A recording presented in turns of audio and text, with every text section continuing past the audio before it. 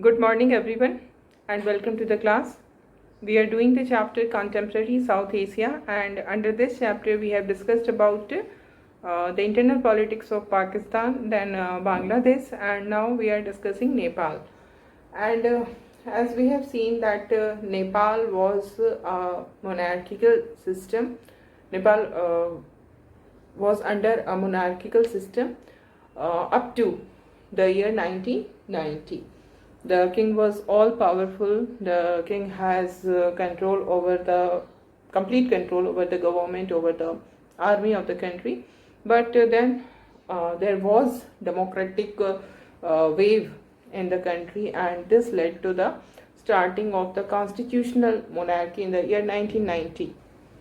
So, democracy was established in Nepal in 1990, and the king was still there, but it was constitutional monarchy. So, the king was using his power according to the rules of the constitution. And what we find that in this period, there was development of Maoist activity also in Nepal. And these Maoists who believe in the principle of Mao Zedong, who brought revolution in China in 1949, we have seen that PRC, People's Republic of China, was established by that revolution only, which was headed by Mao Zedong. तो माओ सेतुंग के principal पर जो लोग चलते हैं उनको Maoist कहते हैं, and they believe in violence. They do not believe in the government. They do not believe in the ruling elite, in the ruling whatever. If it is democratic government, then they will be against the democratic government. If it is monarchical government, then they will be against the monarchy. Whichever is the established system, they are against that. And they believe in armed insurrection against the ruler. So Maoists were very much active in Nepal, and it spread its influence in many parts of Nepal during the period of 1990, during the decade of 1990.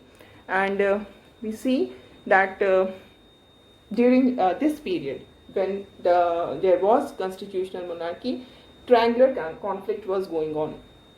On the one hand, monarchy was there, which was using power according to the constitution.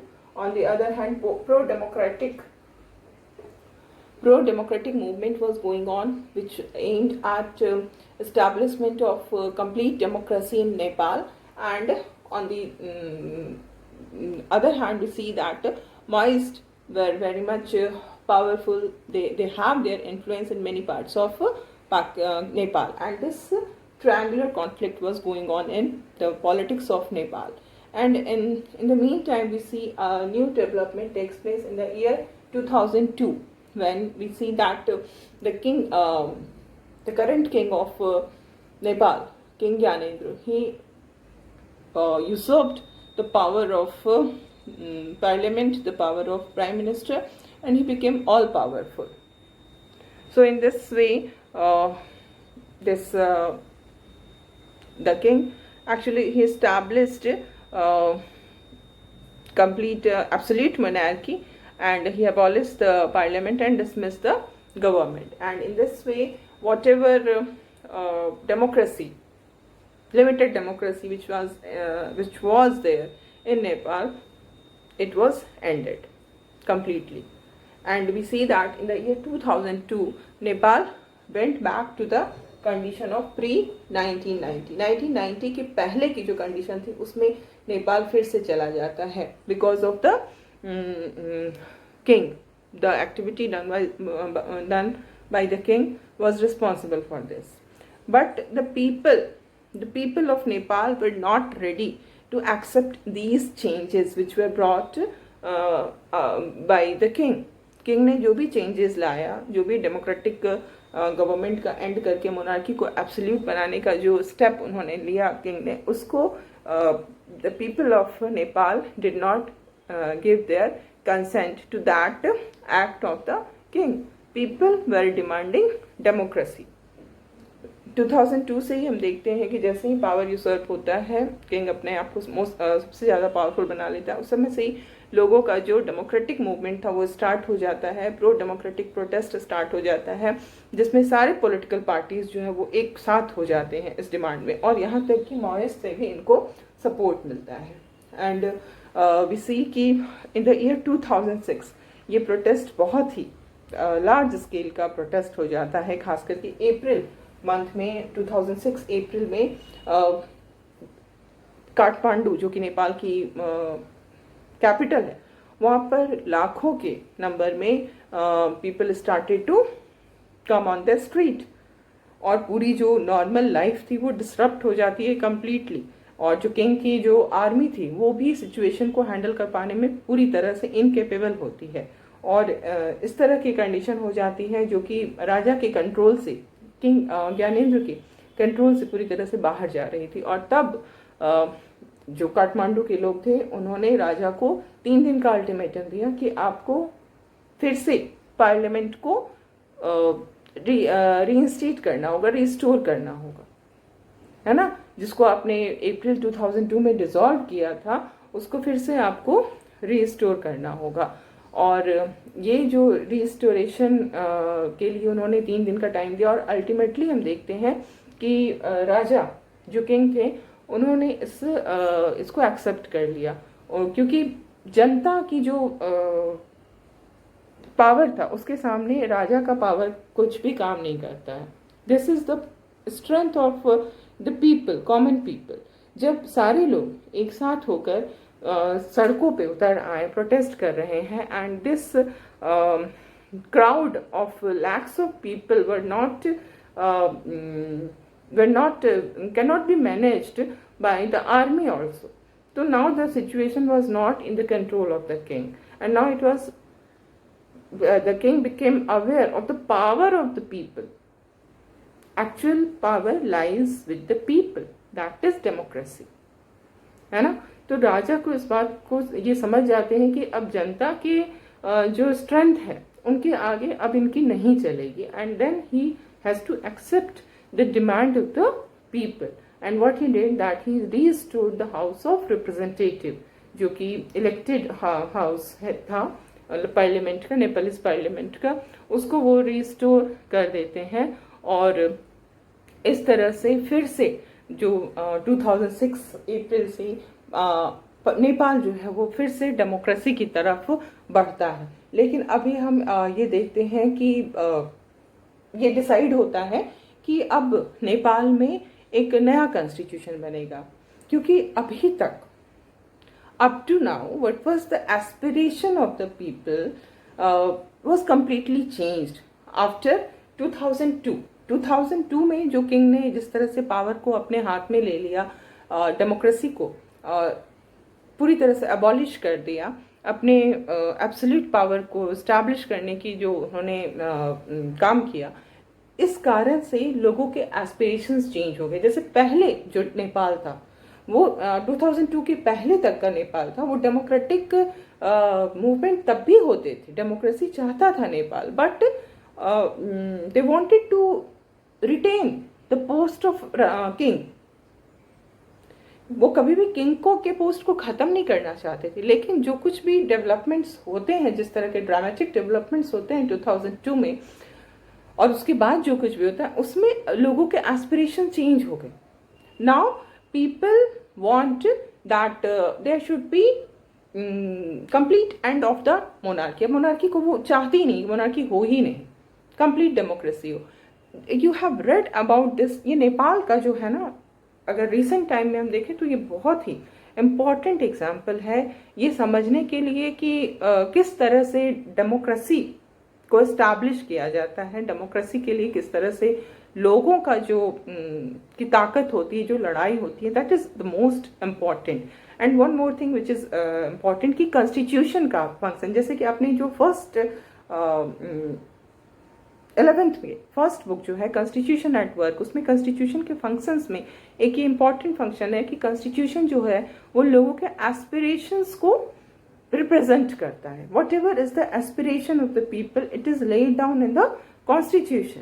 तो ये aspiration change हो गया, अभी तक अगर हम 2002 के पहले तक के नेपाल को देखते हैं तो उनको मोनार्की चाहिए था, बट आफ्टर 2002 वो अब मोनार्की बिल्कुल भी नहीं चाह रहे थे। अब उनके जो एस्पिरेशंस था सोसाइटी का वो पूरी तरह से चेंज हो गया, and that is why Nepal needed a new constitution, and for this new constitution a new constituent assembly was formed so that a new constitution can be drafted। तो इसके लिए constituent assembly के लिए elections होते हैं और constituent assembly फॉर्म होती है। ये बहुत लंबा समय लगा इसमें। अगर हम देखें तो नेपाल में काफ़ी जिसको कहें कि कॉन्फ्लिक्ट था। जैसे एक ग्रुप था जो चाहता था कि अभी भी मोनार्की को रहना चाहिए, बस nominal, as a nominal head, कोई भी रियल पावर उसके पास नहीं होगा, that will remain only as a nominal head. और अभी भी जैसे एक ग्रुप था जो चाह रहा था कि मोनार्की रहे, लेकिन ज़्यादातर जो कॉन्स्टिट्यूएंट असेंबली में ग्रुप्स थे, जो मेंबर्स थे, वो यही चाहते थे कि मोनार्की ना हो। दूसरी तरफ ये भी एक डेवलपमेंट होता है, जो माओइस्ट थे वो ये एक्सेप्ट कर लेते हैं, इस बात के लिए अग्री हो जाते हैं कि वो अब आर्म्ड स्ट्रगल छोड़ देंगे, मोनार्किकल सिस्टम खत्म हो जाए, वो आर्म्ड स्ट्रगल छोड़ देंगे। और साथ ही साथ माओइस्ट भी जो थे वो कॉन्स्टिट्यूएंट असेंबली के मेंबर थे, तो उनका ये कहना था कि अब जो नया कॉन्स्टिट्यूशन बनेगा उसमें कुछ रैडिकल चेंजेस, सोशल और इकोनॉमिक लाइफ में लोगों के रैडिकल चेंजेस आए। रैडिकल मतलब जो कि बिल्कुल रूट लेवल पे चेंजेस आए, जैसे कि जो डिस्पैरिटी है रिच और पुअर के बीच का, जो रिसोर्सेज कुछ लोगों के हाथ में है, बाकी लोग बिल्कुल ही पुअर हैं, तो ये सब जो रीस्ट्रक्चरिंग जो है वो फिर से हो, रीस्ट्रक्चरिंग हो, सोशल रिस्ट्रक्चरिंग, इकोनॉमिक रिस्ट्रक्चरिंग, इन सबको भी इंक्लूड किया जाए, कॉन्स्टिट्यूशन के थ्रू ही इसको लाया जाए, ताकि जो डिस्पैरिटी है रिच और पुअर के बीच में वो न रह जाए। तो इस तरह से बहुत सारे अलग अलग सेक्शन थे, बहुत सारे अलग अलग पार्टीज थी, ग्रुप्स थे, जो कि जिनके डिमांड अपने अपने थे, और ये सारी चीज़ें जो है वो सामने आई जब कॉन्स्टिट्यूशन बनाने का काम हुआ। और इसी में जो पॉलिटिकल पार्टीज थी वो भी जो थी आपस में, उनमें भी एक मत नहीं थे, they were not, there was lack of unanimity among the different political parties. और इसमें एक चीज़ ये भी था कि जो माओइस्ट थे और कुछ पॉलिटिकल पार्टीज भी थे जिनको कि इंडियन गवर्नमेंट के रोल से भी वो थोड़े परेशान थे। उनको लगता था कि इंडिया, लगता है ये नेपाल का ये प्रॉब्लम रहा है कि उनको ये लगता है कि India because of its large size and power, it wants to interfere in the internal matter of Nepal. तो जब कॉन्स्टिट्यूशन मेकिंग का काम हो रहा था तो वो इंडियन गवर्नमेंट के रोल से भी काफ़ी ज़्यादा सस्पिशियस थे। कुछ पॉलिटिकल पार्टीज, कुछ माओइस्ट ग्रुप इस तरह के थे। तो इस तरह से 2008 में ही वहाँ पर ये डिसाइड हो जाता है कि हम इसको पूरी तरह से, मोनार्की को पूरी तरह से ख़त्म कर देंगे। मोनार्की का एबॉलिशमेंट हो जाता है, and with the abolishment of monarchy Nepal becomes a republic. As I told you the meaning of republic, जब भी हेड ऑफ द स्टेट जो होता है वो इलेक्टेड होता है तो उसको हम रिपब्लिक कहते हैं, और अगर वो इलेक्टेड नहीं है बल्कि वो हेरिडिटरी है तो हम उसको रिपब्लिक नहीं कहते हैं। जैसे कि Britain, UK is not a Republic because the head of the country is hereditary, king और क्वीन होते हैं। इसी तरह से नेपाल भी अभी तक रिपब्लिक नहीं था, लेकिन ये रिपब्लिक बन जाता है 2008 में, जबकि मोनार्की के पोस्ट को पूरी तरह से ख़त्म कर दिया जाता है। और इसके बाद जो नया कॉन्स्टिट्यूशन है वो 2015 में बन करके तैयार होता है, और इस नए कॉन्स्टिट्यूशन में पूरी चीज़ें जो हैं वो डेमोक्रेसी को पूरी तरह से इस्टेब्लिश किया गया है। तो this is all about Nepal. हमने नेपाल को डिस्कस कर लिया है। अब हमारे सामने जो नेक्स्ट कंट्री है साउथ एशिया की, that is Sri Lanka. Okay,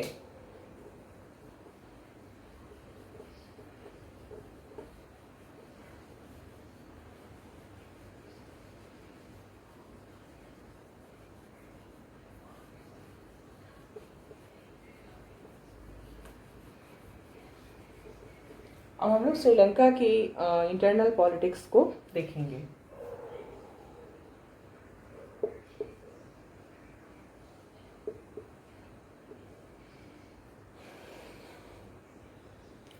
Sri Lanka के बारे में हमने पहले भी डिस्कशन किया था जब साउथ एशिया में हम डेमोक्रेसी को डिस्कस कर रहे थे। तो we have seen that there are only two countries in South Asia which there are only two countries in South Asia which are successful in establishing a stable democracy।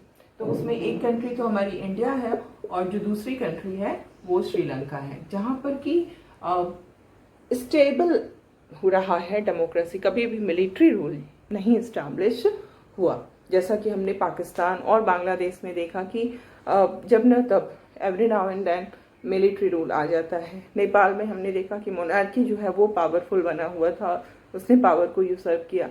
लेकिन श्रीलंका एक ऐसा example है जहाँ की 1948 में ये इंडिपेंडेंट होता है। इंडिया 1947 में हुआ, श्रीलंका 1948 में हुआ, और तब से लेकर के अभी तक अगर हम देखें तो वहाँ पर डेमोक्रेसी इस्टेब्लिश रही। कभी भी इसको न तो मोनार्की से किसी तरह का कोई चैलेंज आया डेमोक्रेसी को, और न ही मिलिट्री से किसी तरह का कोई चैलेंज आया। लेकिन श्रीलंका में दूसरी problem I and that is ethnic conflict. ठीक है, श्रीलंका में जो प्रॉब्लम आई उसको हम कहते हैं एथनिक कॉन्फ्लिक्ट। ये एथनिक कॉन्फ्लिक्ट इसलिए आया क्योंकि श्रीलंका में डाइवर्सिटी, ठीक है, डाइवर्सिटी देखने को हमें मिलती है। So in Sri Lanka the problem was there between two linguistic groups. The first is Sinhala,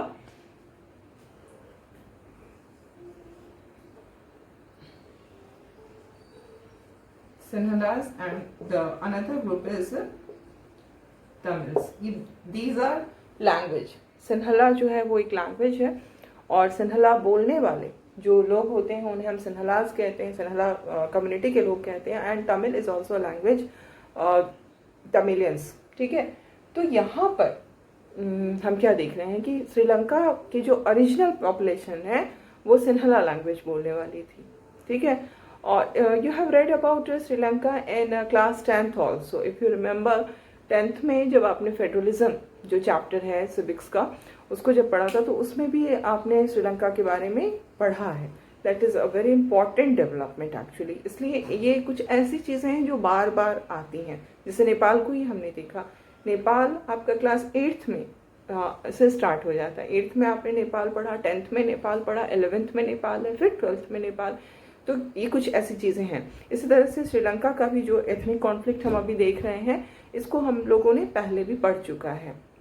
basic idea, you must have the basic idea कि वहाँ पर प्रॉब्लम क्या थी। प्रॉब्लम सिन्हलास जो थे वो वहाँ की ओरिजिनल पॉपुलेशन जो श्रीलंका को बिलोंग करते हैं, एंड तमिल्स जो हैं वो वहाँ के ओरिजिनल नहीं है, बल्कि they migrated from India to Sri Lanka.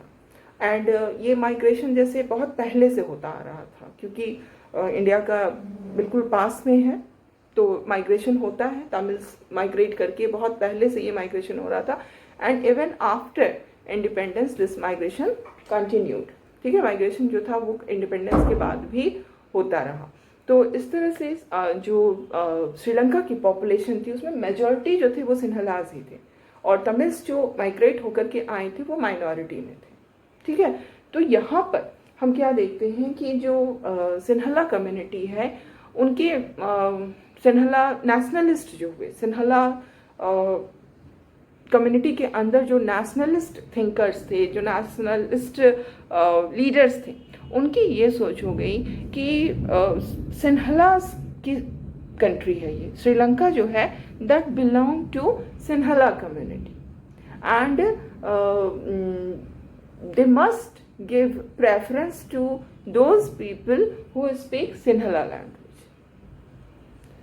तो ये जो चीज़ जिसको हम अभी देख रहे हैं कि सिन्हला जो कि मेजॉरिटी में है, उस कम्युनिटी के अंदर ऐसे लीडर्स, नेशनलिस्ट लीडर्स होते हैं जिनका ये सोचना है कि श्रीलंका जो है वो सिन्हलास की है। Sri Lanka does not belong to the Tamilians.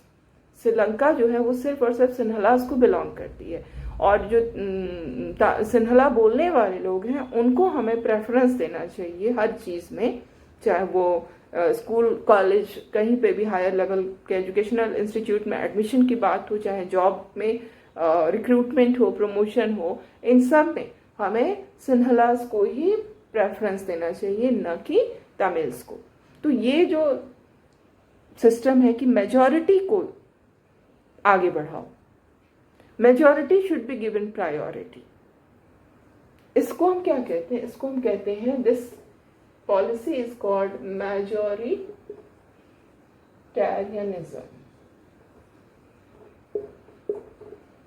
ठीक है, इसको कहते हैं मैजोरिटेरियनिज्म। जो मेजॉरिटी ग्रुप है उसको प्रेफरेंस दी जाएगी। अगर हम अपनी कंट्री को देखें तो हमारी कंट्री में क्या होता है, हमारी कंट्री में जो माइनॉरिटी है उसको प्रेफरेंस दिया जाता है, and this preference is called, the preference which is given to minority community is called positive discrimination, about which you have read in your class 11th book, जो आपका political theory था, उसमें अपने इस बारे में बहुत डिटेल में हमने पढ़ा है कि क्यों पॉजिटिव डिस्क्रिमिनेशन होना चाहिए।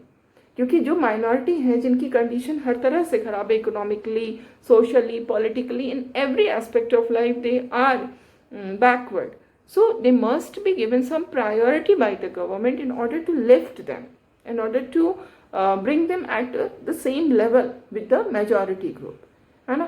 तो ये पॉजिटिव डिस्क्रिमिनेशन होता है, ये हम अच्छे काम के लिए डिस्क्रिमिनेशन कर रहे हैं, लेकिन यहाँ जो हो रहा था that was for the benefit of the majority community. Majority तो पहले से ही मजबूत है, मेजॉरिटी को कभी भी प्रोटेक्ट करने की जरूरत नहीं पड़ती। There is no need to protect the majority, there is always need to protect the minority.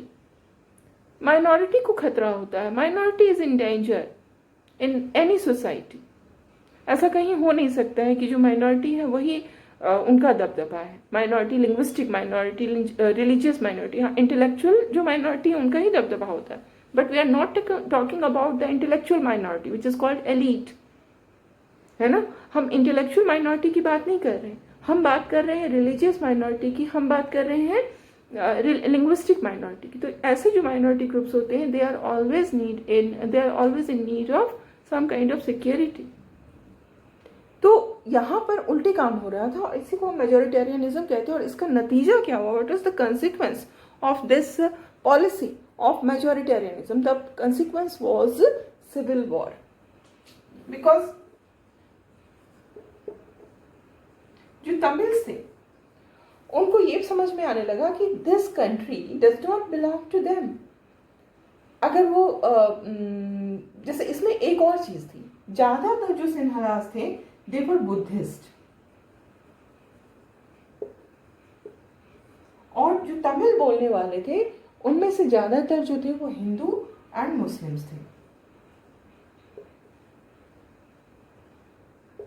तो यहाँ पर लैंग्वेज के साथ रिलीजन भी जुड़ गया, जैसे बुद्धिज्म को भी फॉस्टर किया गया, वहाँ की ऐसे पॉलिसीज अडॉप्ट की गई श्रीलंकन गवर्नमेंट की तरफ से जिसमें कि बुद्धिज्म को फॉस्टर किया गया। तो ये इन सब कारणों से जो तमिल्स जो थे, the Tamil community, they started to feel that this country does not belong to them. ये कंट्री उनकी नहीं है, क्योंकि उनको हर जगह प्रॉब्लम फेस करना पड़ रहा। हर चीज़ में आपने प्रेफरेंस सिन्हला को दिया रखा है, तो हर जगह तमिल्स जो है वो प्रॉब्लम्स फेस कर रहे हैं। तो उनको ये समझ में आने लगता है कि ये कंट्री हमारी नहीं है, and this became the root cause for this civil war which started in Sri Lanka, है ना। और इसमें क्या होता है, एक ऑर्गेनाइजेशन बनता है, तमिल्स जो है वो अपना एक ऑर्गेनाइजेशन बनाते हैं जिसका नाम होता है LTTE, liberation tigers of Tamil इलम।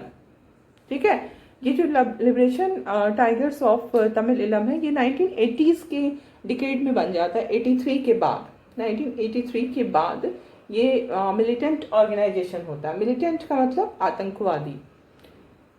तो कहने का मतलब ये है कि ये एक टेररिस्ट मिलिटेंट ऑर्गेनाइजेशन था, और जिसकी डिमांड क्या थी? डिमांड ये थी कि जो अगर हम देखें पाकिस्तान, ये श्रीलंका के मैप को, तो श्रीलंका के मैप में जो सिंहलाज थे, वो सिंहलाज पार्टिकुलरली जो थे वो नॉर्थ और ईस्ट में कंसंट्रेटेड थे।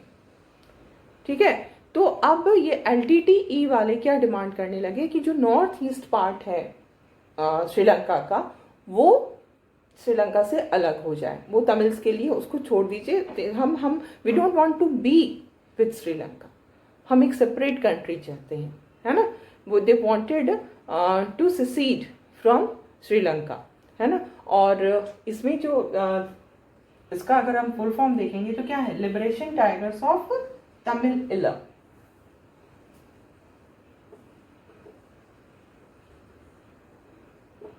लिबरेशन